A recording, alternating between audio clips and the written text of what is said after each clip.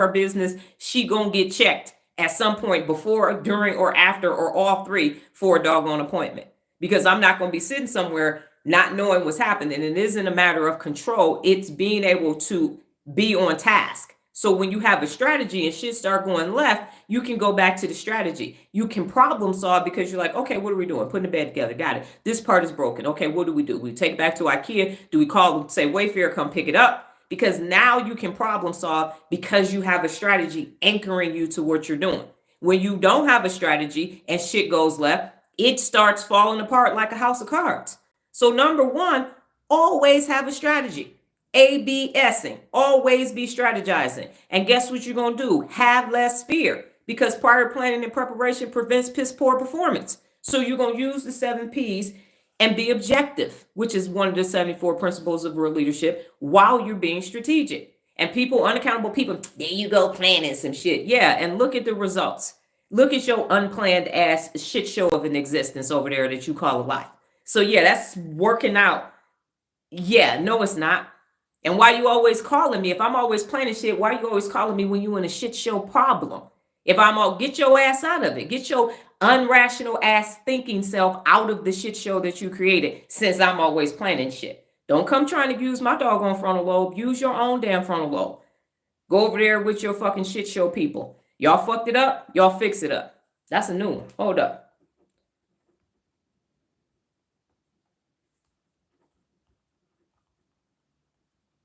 Okay, the next one is play the movie out. Play the movie out. Sit there and say, if I enter into this situation, how is that going to end?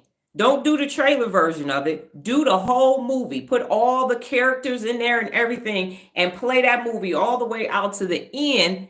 And I guarantee you, you'll be like, yeah, nah. And is it a sequel? Is this the second, third, fourth, fifth? Are y'all like Fast and the Furious and you on series 10 with this same shit show of fear from this same group of fearful people? Are y'all creating a series of fear? And if you are, then no, get out of here. No, I don't want to be in that sequel, because there's some people in sequels that don't make it to the next sequel. You're like, dang, what happened to such and such? No, they tapped out. They said they didn't want to be a part of the sequel no more. I don't want to be a part of Fear sequel series number 37, episode 22. No, I'm good.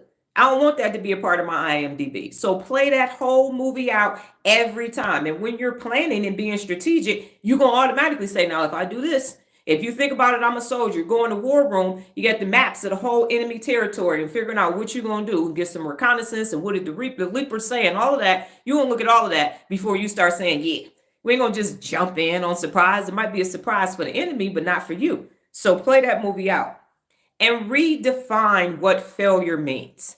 Okay, so if you're using unaccountable people's definition of failure, their definition of failure is so weak and so docile, it just don't even make no damn sense. Okay, if I'm failing at the highest level.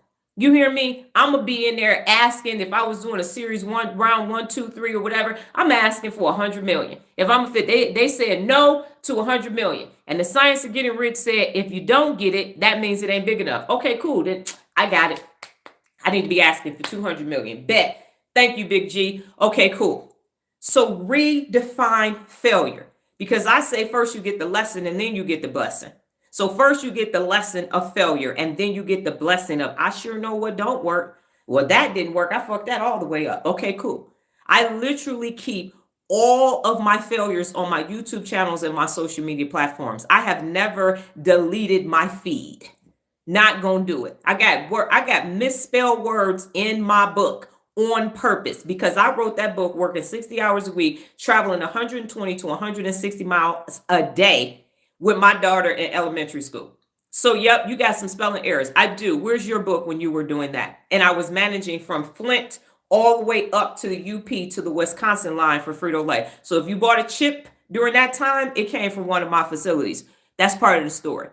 So when someone starts telling me, you don't understand, Dr. Don, I can't write a book. Well, I wrote mine, self-published it and everything. Edited, wrote every last word, read it 1,000 times, everything else. What you mean you can't write a book? You traveling in that winter, it was 82 inches of snow. There were times when it took me 2.5 hours to get back home because it snowed at the end of the day. So I don't want to hear it. Failure, you got to redefine failure for yourself. And failure just means it didn't work.